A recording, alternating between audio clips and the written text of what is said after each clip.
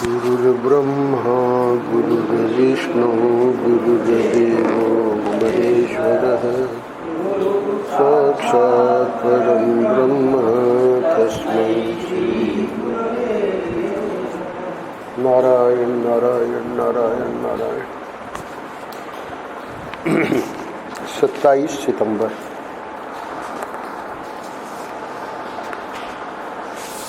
स्वजन निष्ठुर जनार्दन।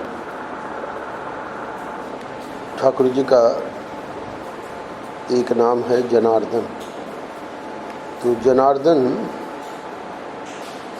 का जो अर्थ है वो है स्वजन निष्ठुर।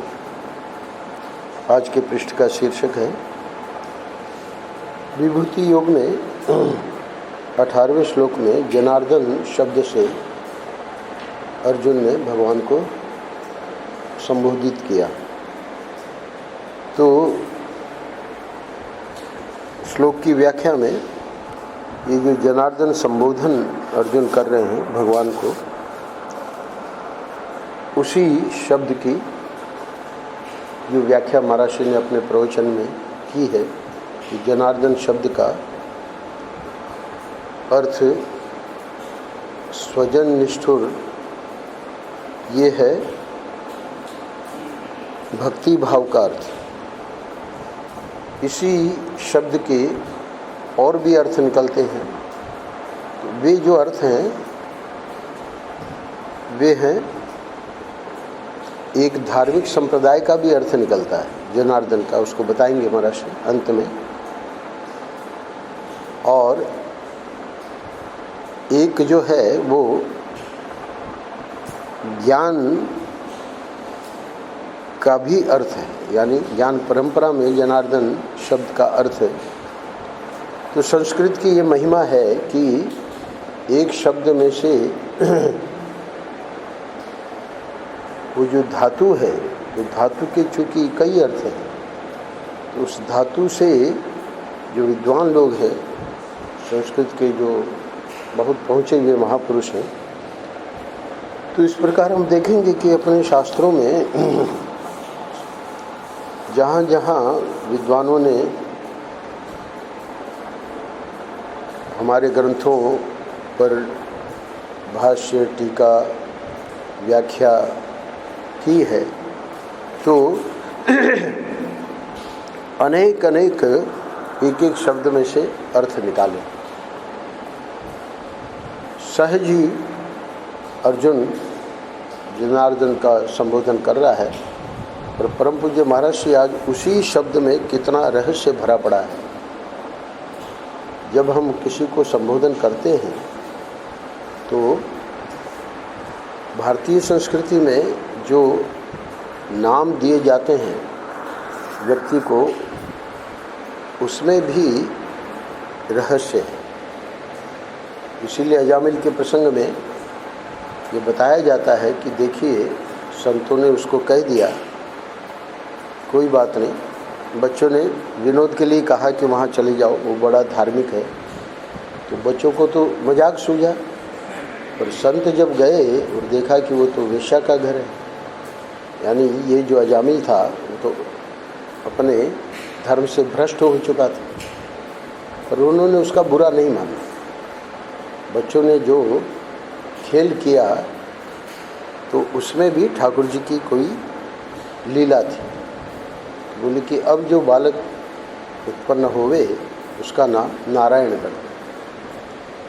कल पाताल खंड की कथा में हमने देखा भगवान शंकर नारायण के पास गए, तो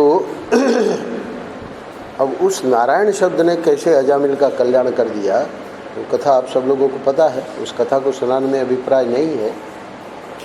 तो इसीलिए पहले नाम बहुत अच्छे अच्छे रखे जाते थे, क्योंकि वो नाम माँ को लगता था कि मैं वो नाम बार बार बोलूँगी, या पिता को लगता था कि उस नाम से हम बुलावेंगे। अजामिल के तो पिता का ही उद्धार हुआ, अजामिल का ही उद्धार हुआ, मतलब नारायण के नाम से। तो वो जो नारायण नारायण वो बुलाता रहता था पिता, तो इस प्रकार आज भी वो भावना है और उसमें जो रहस्य है वो ये है कि जब यमराज के दूतों ने कहा कि भाई ये तो पापी है और नारायण जो है इसने अपने बेटे को बुलाया, तो उन्होंने क्या कहा, यानी महात्मा लोग उस प्रसंग की व्याख्या में क्या कहते हैं, भगवान के पार्षदों ने कहा कि तुम्हारे बेटे का नाम नारायण जो है तो बाद में हुआ, हमारे जो ठाकुर जी का नाम नारायण है ना, वो तो पहले से ही है, इसलिए ये नहीं चलेगा। तुम जो कह रहे हो कि अपने बेटे को बुलाया वो नहीं चलेगा, यानी भगवान को कोई न कोई बहाना चाहिए। महाराज श्री ने इस प्रसंग में, मैंने पहले भी यहाँ सुनाया है कि महाराज श्री ने कहा है कि ये इतना धार्मिक था अजामिल कि लक्ष्मी जी ने एक दिन कहा कि आप इस पर कृपा क्यों नहीं कर रहे हैं। तो भगवान को तो पूरा पता रहता है ना कि अब इसका आगे क्या होने वाला है, तो भगवान ने कहा रुक जाओ, कृपा हम करेंगे पर अभी रुक जाओ। तो वही धर्मात्मा दुरात्मा बना और फिर वो दुरात्मा पर जब समय आया, क्योंकि धर्मात्मा था तो उसके जो पुण्य थे, तो अब जब वो नारायण बोला मरते मरते, जब यमराज उसके प्राण खींच रहे थे, अब भगवान ने वहाँ कृपा कर दी।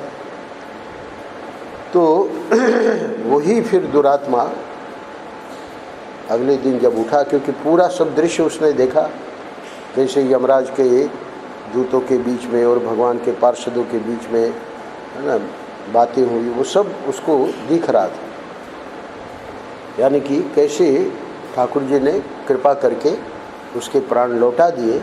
अगले दिन फिर वो रुका नहीं घर में, हरिद्वार चला गया। वही जो धर्मात्मा बीच में दुरात्मा हो गया था वो महात्मा बन गया। इसलिए किसी भी दुरात्मा को देख के अपने हृदय में ये नहीं लाना चाहिए कि अब तो ये है ना हमेशा हमेशा के लिए इसका पतन हो गया। हम लोगों को पता नहीं है, हो सकता है उसका पूर्व का जीवन जैसे अजामिल का था वैसे धर्मात्मा रहा। तो इसीलिए किसी का भी अपमान नहीं करना चाहिए,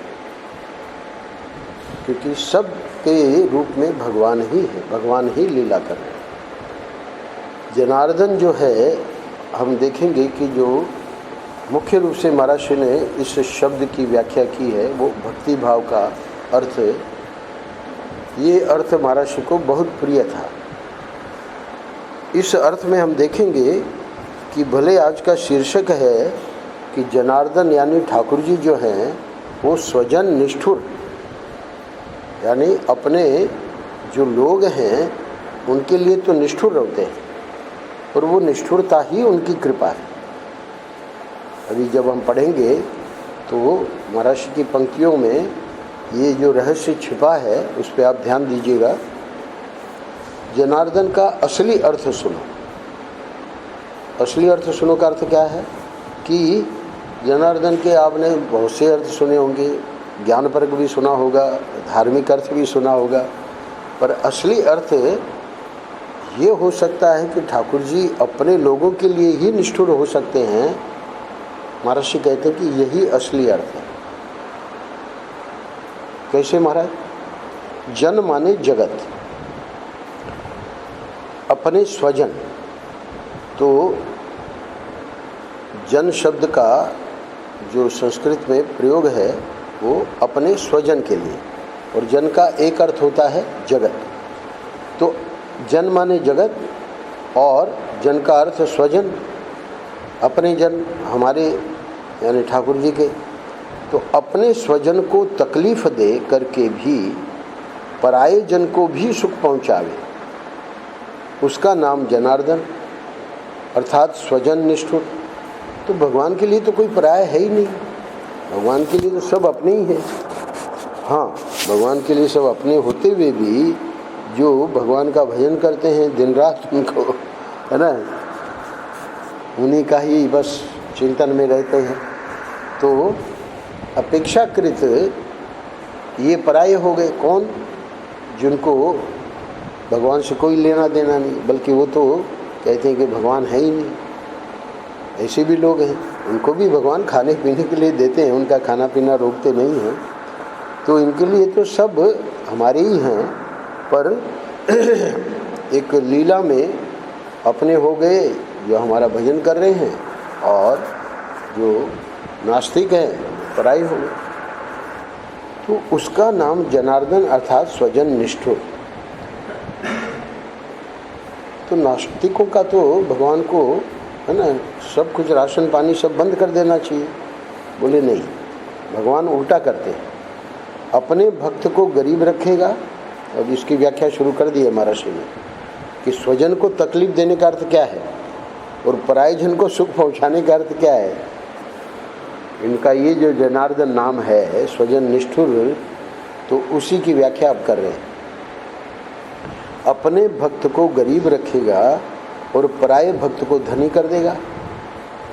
ये नारायण का स्वभाव है, ये कृष्ण का स्वभाव है। भगवान कृष्ण को ही संबोधन कर रहा है अर्जुन जनार्दन, तो ये कृष्ण का स्वभाव है। नारायण ही कृष्ण के रूप में अवतार लिए हैं, तो नारायण कहो कृष्ण कहो, उनका ये स्वभाव ही है क्या कि स्वजन को तकलीफ देकर के भी परायजन को जो सुख पहुंचावे, उसका नाम जनार्दन। तो इसका अर्थ हो गया कि ये तो स्वजन निष्ठुर है। अपने भक्त को भरपेट खाना नहीं दिया और शंकर जी के भक्त को खूब खिलाया। वाह वाह, ये तो एक दिन के लिए आया है, इसको बोलते हैं स्वजन निष्ठुर। अरे भाई, आपका भक्त है, उसको पहले खिलाओ भरपेट। बोले कोई बात नहीं, ये तो एक दिन के लिए आया है ना, तो इसको जो है भरपेट, और अपने को, अपने वाले को बोले उसको भरपेट खाना नहीं दिया। तो ये क्या लीला है ठाकुर जी की, उसको स्पष्ट कर रहे हैं अगले पैराग्राफ में। स्वजन निष्ठुर का अभिप्राय क्या होता है, स्वयं प्रश्न उठा के इसका उत्तर दे रहे हैं। स्वजन निष्ठुर का अभिप्राय क्या होता है? स्वजन तो अपना ही है ना, सुख में दुख में संयोग में वियोग में अनंत काल तक का साथी है। स्वजन निष्ठुर शब्द में दो शब्द हैं, स्वजन और निष्ठुर। तो पहले स्वजन शब्द की व्याख्या कर रहे हैं कि स्वजन जो है उसका तो अर्थ ही यही है कि ये हमारे, वहाँ वर्णन आया है श्रीमद् भागवत में, वो प्रसंग बहुत ही गजब का है। सनत सनंदन सनातन सनत कुमार पहुँच गए वैकुंठ। अब ये चारों नंग धड़ंग और बालक के रूप में चारों महात्मा ब्रह्मा जी के मानस पुत्र। अब वो बेचारे जय विजय भगवान के उसमें थे, उन्होंने देखा कि चले आ रहे हैं, और मतलब ये भी नहीं कि भाई पूछें कि अंदर जाए कि नहीं, बस सीधे प्रवेश कर रहे हैं। हाथ में लाठी थी इनके यहाँ, तो यहाँ इसके हाथ में है लाठी, तो लगा दी, दोनों ने लाठी सामने कर दी, यानी अंदर प्रवेश नहीं कर सकते। उन्होंने सोचा महात्माओं ने कि ये तो हद हो गई, यानी भगवान के दरबार में और ये लाठी लगा रहे हैं। अब वो भगवान को आगे की अपनी लीला करनी थी, तो इनके हृदय में क्रोध उत्पन्न करना था, शाप दे दिया। कथा आप सब लोगों को पता है। बात मुझे ये सुनानी है कि वहाँ जब थोड़ा इधर तू में हुई तो भगवान बाहर आ गए। भगवान बाहर आ गए और देखा कि हमारे पार्षदों को शाप दे दिया गया है और ये महात्मा लोग आए हैं और उन्होंने इस प्रकार की क्रिया की। पूरी बात को तो अंतर्यामी है। तो वहाँ पर जो भगवान ने श्रीमद् भागवत महापुराण के मूल में जो श्लोक बोले हैं, बड़ों बड़ों की बुद्धि चकरा जाती है। स्वयं महात्मा लोग चकरा गए कि भगवान कह क्या रहे हैं। बार बार इन दोनों के लिए कि हमारे ये हमारे ये हमारे हैं। तो उनको लगा कि कहीं हमने बहुत बड़ा अपराध तो नहीं कर दिया इन लोगों को शाप देके, क्योंकि भगवान कह रहे हैं हमारे हैं, पर फिर ये भी कहते जा रहे हैं कि ब्राह्मण जो हैं यानी महात्मा जो हैं, तो वो उनके प्रति कोई अपराध कर दे तो है ना, मैं तो अपने हाथ काट दूंगा और क्या क्या ऐसे बोले हैं, यानी वहाँ बहुत ही अद्भुत प्रसंग है। तो यहाँ महर्षि कह रहे हैं कि स्वजन तो अपना ही है न। जय विजय के लिए ठाकुर जी को कोई चिंता नहीं है, क्योंकि जानते हैं कि ये तो हमारे हैं। मूल में कथा आती है अन्यत्र पुराणों में कि इन दोनों ने देखा कि भगवान को बड़ा रेस्टलेस, यानी कुछ बेचैनी सी है। पूछा कि क्या बात है? बोले कि मेरा मन है कि मैं जाऊं मर्त्यलोक में और थोड़ा 2-2 हाथ करूं, पर मेरे से 2-2 हाथ करेगा कौन? जो भगवान है ना, तो इनसे कौन लड़ेगा? तो इन दोनों के हृदय में आया कि हमारे स्वामी अगर 2-2 हाथ करना चाह रहे हैं, बोले हम हैं ना, आप आज्ञा करिए। बोले ठीक है, यानी बात बन गई। अब दूसरी लीला करके इन दोनों को पहुंचाएंगे, है ना। तो रावण कुंभकर्ण कथा आप सबको पता है। तो 3-3 बार इनको राक्षस योनि में और मर्त्यलोक में, यानी शिशुपाल और दंतवक्र के रूप में, रावण कुंभकर्ण और हिरण्याक्ष हिरण्यकश्यप के रूप में जन्म लेना पड़ा। पर भगवान ने कहा कि मैं स्वयं आऊँगा उद्धार करने के लिए, है ना। तुम्हारा तो 3 बार होगा, पर हमारा 4 बार होगा। तो भगवान ने वराह अवतार लिया हिरण्याक्ष को हटाने के लिए, और हिरण्यकश्यप को हटाने के लिए जो रूप लिया वो आपको पता ही है, नरसिंह। बाद में राम और बाद में कृष्ण। इनको तो 3 जन्म दिए, पर बोले मैं 4 बार आऊँगा। तो इतनी करुणा स्वजन के लिए। पर क्या कह रहे हैं, ये करुणा क्यों है? क्योंकि इसमें मूल महर्षि मतलब रहस्य बता रहे हैं कि स्वजन तो अपना ही है ना। देखा कि इस प्रकार के कार्य के लिए भी ये लोग तैयार हैं, उनको खुशी हुई। और जब खुशी हुई तो फिर आगे की सब लीलाएं हुई, जिनको पढ़ पढ़ के हम लोग आज, है ना, उधर तो पूरा का पूरा भागवत महापुराण है ना, इधर पूरा का पूरा अपना महाभारत में शिशुपाल दंतवक्र ये सब। तो सुख दुख में, संयोग वियोग में अनंत काल तक का साथी स्वजन कहते ही उसको। ये जो हम लोग भ्रांति में किसी को अपना स्वजन मान लेते हैं, और वो तो बाद में आगे चल के हमारा दुश्मन हो जाता है, वो तो प्राण लेने के लिए तैयार हो जाता है, उसको स्वजन नहीं कहते। स्वजन कहते ही उसको है सुख दुख में, संयोग वियोग में अनंत काल तक का साथी। अभी परमेश्वरानंद जी के साथ हम गए थे भिक्षा करने, तो वो पति पत्नी, देखिए वो पति का क्या भाव है अपने धर्म पत्नी के प्रति। वो आशीर्वाद मांग रहे थे परमेश्वरानंद जी से कि हम जहाँ भी जाएं हम दोनों साथ में ही रहें। बहुत अद्भुत है, ऐसा बहुत कम देखा जाएगा। और हृदय से आशीर्वाद मांग रहे थे, कुछ भी हम सेवा में कहीं भी जहाँ भी भगवान हमको, हम दोनों साथ रहें, हमारा साथ न छूटे। तो स्वजन कहते ही उसको हैं कि सुख में, दुख में, संयोग में, वियोग में अनंत काल तक का साथी। तो अब भगवान क्या करेंगे?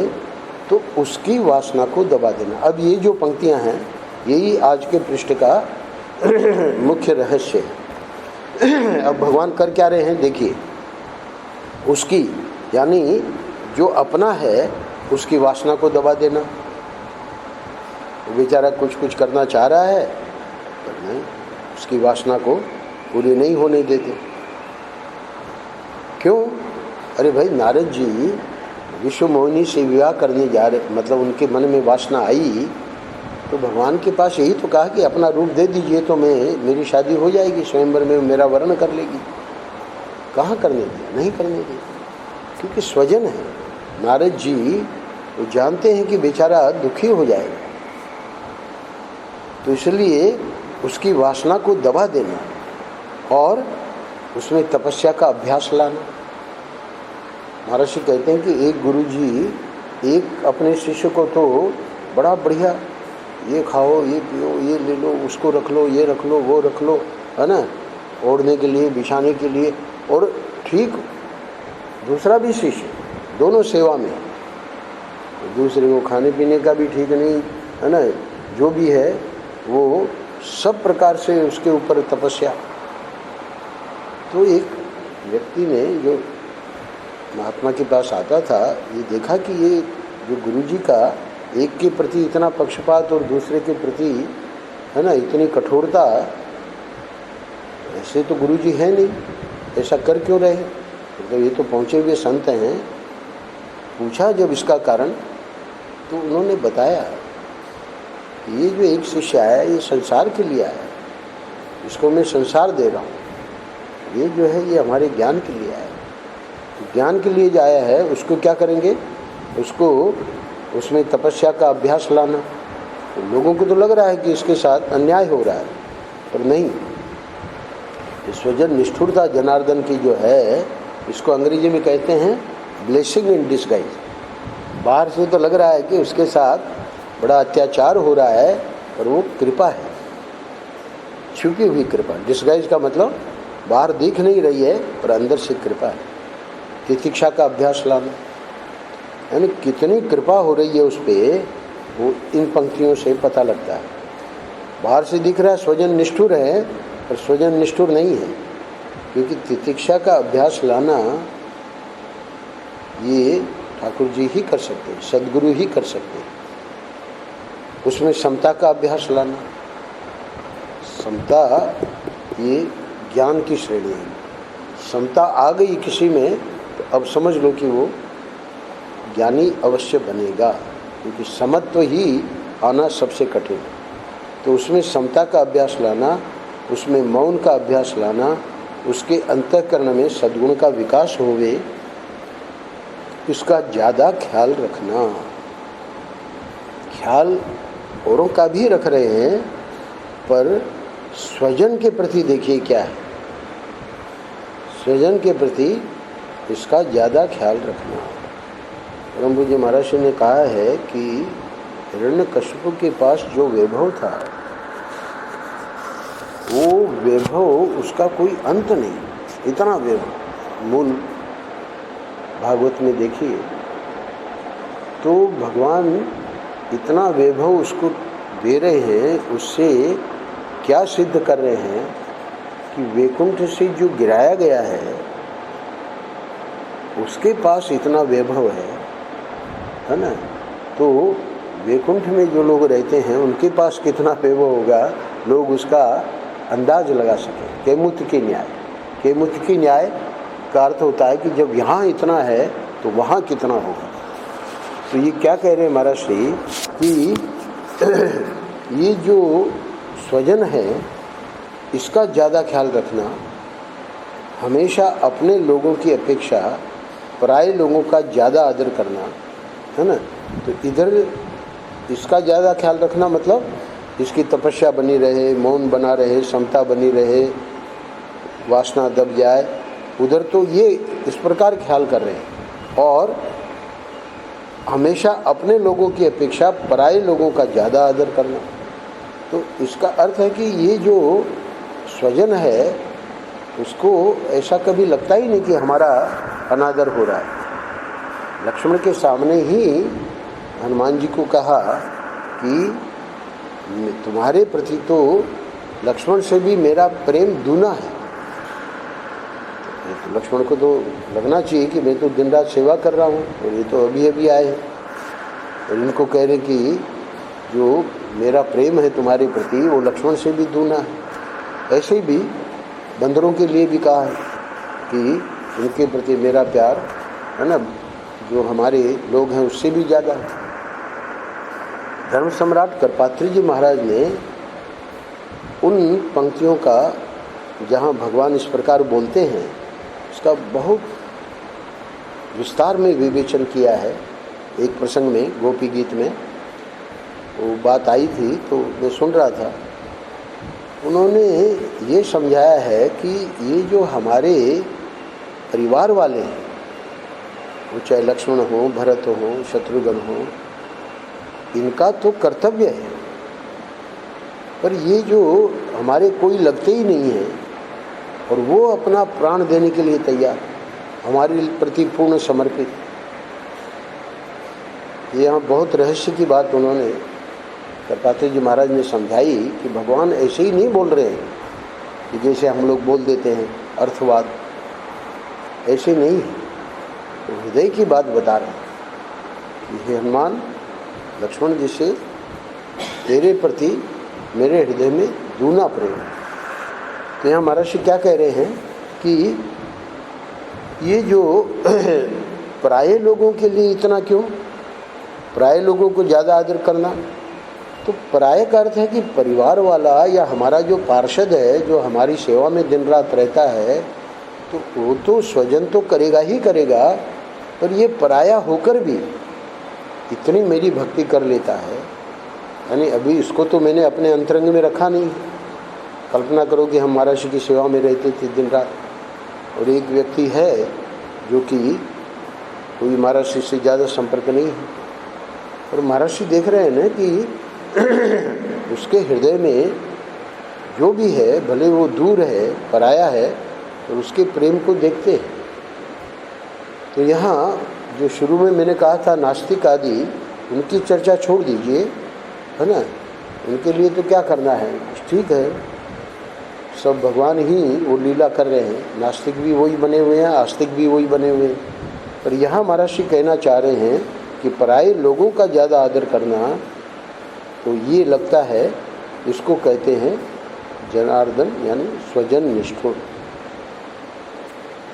अब इसी को और सरल करके अगले पैराग्राफ में समझा रहे हैं। महापुरुषों की विशेषता है, क्योंकि कभी किसी शब्द का अर्थ कुछ उल्टा ही निकल रहा है तो उसका अंदर से रहस्य समझाना पड़ेगा। जैसे करपात्री जी महाराज ने समझाया कि दूना क्यों कहा। यहाँ महर्षि क्या समझा रहे हैं अगले पैराग्राफ में, एक अपना आदमी और एक पराया आदमी। कल्पना करो कि लड़ने लगे, कोई झगड़ा हो गया, है ना, वो तो पड़ोस का है और ये हमारा है। तो हमारे परिवार का बालक और पड़ोस के परिवार का बालक, अब दोनों जब लड़ गए तो आया मालिक। तो मालिक यानी पड़ोस के परिवार का बालक इधर लड़ रहा है, पड़ोस का परिवार के वो जो बालक है उसका मालिक नहीं आया। ये जो मालिक है जो कि बुद्धिमान है, वो क्या करेगा, अब मालिक यदि अपने आदमी का पक्ष लेगा तो सामने वाला उसको भी भला बुरा कहेगा। समझो कि वो पिता जो है उसने अपने बेटे का पक्ष लिया, उतने में वो लोग भी आ गए सामने, है ना। देखा कि भाई इसने पीट पाट दिया है, आपस में हो गई है लड़ाई। तो यहाँ महर्षि इस वाक्य के लिए द्वारा कह रहे हैं कि अब इसका समाधान का तरीका क्या है। बच्चों में लड़ाई हो गई, पर बुद्धिमान मालिक क्या करेगा वो सुनिएगा। अब मालिक यदि अपने आदमी का पक्ष लेगा तो सामने वाला उसको भी भला बुरा कहेगा, और यदि वह अपने वाले को दबा दे, उसी को डांट दे, बल्कि उसी को एक थप्पड़ और लगा दे, तो लड़ाई खत्म हो जाएगी। अपना पक्षपात लेने गए तो क्या हुआ, सामने वाला भी भला बुरा कहेगा, पर जब अपने वाले को दबा दिया तो उससे क्या हुआ, लड़ाई खत्म हो गई। इसको बोलते हैं जनार्दन। तो इसका अर्थ क्या है, अब ये अगली पंक्ति में बता रहे हैं। यदि स्वजन पर विश्वास न होता कि यह दबाने पर भी हमारा ही रहेगा, तो कैसे दबाते उसको। इस पंक्ति को बहुत ध्यान से आप देखिएगा। यदि स्वजन पर विश्वास न होता कि यह दबाने पर भी हमारा ही रहेगा, तो कैसे दबाते उसको। इसे आनंद रत्नाकर में एक जगह आया है कि गलती करी, शिष्य ने गलती करी और गुरु ने क्या किया, एक उसका हाथ पकड़ा और दूसरे हाथ से एक चांटा लगाया, और वो जो शिष्य है वो इतना खुश हो गया, इतना खुश हो गया, वो बोल पड़ा। उसने कहा गुरुजी को कि हमको इसकी कल्पना भी नहीं थी कि आप हमारे कल्याण के लिए, भले के लिए ये भी कर सकते हैं। क्या कह रहे हैं महर्षि, यदि स्वजन पर विश्वास न होता कि यह दबाने पर भी हमारा ही रहेगा, तो कैसे दबाते उसको? तो ये जब पूरा विश्वास हो जाता है ठाकुर जी का, तो फिर आगे चल के उसको और वो चमके, उसके लिए वो सज्जन निष्ठुरता, यानी वो भी कृपा है। स्वजन को तप करवाने वाला और अन्य जन को सुख सुविधा देने वाले जनार्दन, ये भक्ति भाव का अर्थ हुआ। तो इस प्रकार मुख्य जो महर्षि को अर्थ पसंद था, वो भक्ति भाव वाला ये जो अर्थ है, उसकी व्याख्या महर्षि ने कर दी। अब इसी शब्द के और अर्थ निकल रहे हैं, धर्म की दृष्टि से भी, ज्ञान की दृष्टि से भी, है ना, तो वो भी सुन लीजिए। तो स्वजन को तप करवाने वाला और अन्य जन को सुख सुविधा देने वाले जनार्दन, तो ये भक्ति भाव का अर्थ हुआ। धार्मिक संप्रदाय का अर्थ कर रहे हैं, जनान दुष्ट जनान, अध्याहार कर लें जनान के साथ में, क्योंकि अर्धयति है ना, तो स्वजन के साथ अर्धयति तो बनेगा नहीं, तो उसके लिए तो महर्षि को इतनी विस्तार में व्याख्या करनी पड़ेगी, व्याख्या करनी पड़ी। परंतु ये बहुत जल्दी बन जाएगा। क्या कि जनान के साथ दुष्ट शब्द का अध्याहार कर लेंगे तो जनान का अर्थ किसको दबाते हैं, किसके प्रति निष्ठुर हैं। जनान दुष्ट जनान अर्दयति, जन माने दुष्ट जन, जो दैत्य हैं, अधर्मी हैं, बुरे लोग हैं, उसको जो अर्दयति यानी रौंदे, सिर्फ निष्ठुरता नहीं, उसको जो कुचल दे। देखिए भगवान का अवतार इसीलिए हुआ कि पृथ्वी पर ये जो इतने दुष्ट लोग थे, इनका भार बढ़ गया, तो उन भार को हल्का करने के लिए भगवान आए, तो उनको कुचल दे। उनको जरासंध कितनी अक्षौणी सेना लेके, है ना, 17 बार आया, 18वीं बार भागे और 17 बार कितने दुष्टों को समाप्त किया। कुचल दे, उनको रौंद दे। जनार्दन, ये धार्मिक संप्रदाय का अर्थ हुआ। अब देखो जनार्दन का तात्विक अर्थ। जना माने माया। एक ही शब्द में देखिए क्या विशेषता है संस्कृत की। वहाँ अध्याहार करके दुष्ट जनान शब्द का अर्थ बन गया, बहुत बढ़िया। यहाँ पर माया अविद्या जो है वो भी जना शब्द का अर्थ है। तो जनयति जगत इति जनाः, तो जनार्दन, तो जना का अर्थ तो क्या हो गया कि जनयति जगत इति जनाः। अविद्या से ही ये पूरा का पूरा माया का ही खेल है। भगवान सृष्टि करते कैसे? अपने संकल्प से। तो माया शक्ति है उनके पास, ईक्षण करते हैं, संकल्प करते हैं, उतने में सृष्टि हो जाती है। हम लोग सोते हैं, हमारा मन जो है उसमें जो संस्कार हैं स्वप्न की सृष्टि कर लेता है। तो ऐसे ही जिस सृष्टि में हम बैठे हैं, है ना, वो तो आपका हमारा स्वप्न नहीं है, वो तो ईश्वर का संकल्प है। तो कैसे करते हैं? बोले कि जनयति जगत इति जनाः, माया से ही ये पूरा जगत जो है उसका उत्पन्न कर देते हैं उसको। अब अर्धयति, उसमें जना के आगे अर्धयति है, तो उस अर्धयति का अर्थ क्या करेंगे? जनाम अविद्याम अर्धयति इति जनार्दन है। जो अविद्या को, माया को नष्ट कर दे, उसका नाम होता है जनार्दन। पूरी शंकराचार्य जी ने बताया कि स्वरूप, स्वभाव और प्रभाव। तो स्वरूप जो है सद्गुरु भी, ईश्वर भी, स्वरूप में सच्चिदानंद है दोनों। स्वभाव, तो स्वभाव सद्गुरु का भी स्वभाव देखो, ईश्वर अवतार लेके जो लीला करते हैं उनका भी स्वभाव देखो, कोई फर्क नहीं। दया, करुणा, अभी ये याद कर रहे हैं श्लोक, शुभम अद्वेष्टा सर्वभूतानां मैत्रेय करुणा एव च। तो जितने वो वहाँ गुण 12वें अध्याय के आखिरी 8 श्लोक में भगवान ने जो गुण बताए हैं ज्ञानी भक्त के, वो सब के सब सद्गुरु में भी मिलते हैं और भगवान में भी मिलते हैं। स्वभाव से भी दोनों एक हैं, स्वरूप से भी दोनों एक हैं। प्रभाव में जो गुरु हैं वो गिरिराज धारण नहीं कर सकते, कालिय मर्दन नहीं कर सकते, पूतना है ना उसको नहीं मार सकते। सद्गुरु जो हैं और ईश्वर जो हैं एक मायने में उन दोनों का प्रभाव एक ही है। वो क्या है?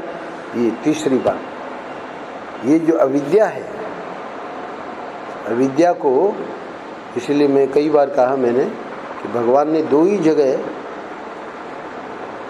जिज्ञासु को भेजा। गीता में कहा एक तो अपने पास सर्वधर्मान परित्यज्य मामेकम शरणो व्रज, अर्जुन तुम हमारी शरणों में आ जाओ। और चौथे अध्याय में कहा कि तद विद्धि प्रणिपातेन परिप्रश्नेन सेवया, सद्गुरु के पास जाओ। तो दो ही जगह क्यों? क्योंकि या तो भगवान में ये सामर्थ्य है कि वो अविद्या को, माया को दूर कर दे, और या फिर सद्गुरु में ये सामर्थ्य, क्योंकि भगवान ही सद्गुरु के रूप में आए। तो इसलिए कह रहे हैं कि जना माने माया, अविद्या तो जगत हो गया, जनाकार जनेति जगत इति जना, यानी भगवान ही इसको जगत को जन्म देते हैं। तो इसलिए ये तो जन हो गए। और अब ये करते क्या हैं? बोले ये जो अविद्या अर्थ हो गया जन का, जना का, तो जना का जब अविद्या अर्थ हो गया तो अर्धयति, जो भी अविद्या का, तो इसलिए सद्गुरु को भी हम जनार्दन नाम से संबोधित कर सकते हैं, क्योंकि ये जो तात्विक अर्थ है, ज्ञान का अर्थ है, वो दोनों में घटता है, सद्गुरु में भी और ठाकुर जी में भी। जनाम अविद्याम अर्धयति थी जनार्दन है, जो अविद्या को, माया को नष्ट कर दे उसका नाम होता है जनार्दन। ये ज्ञान का अर्थ हुआ। नारायण नारायण नारायण नारायण। श्री राम जय राम।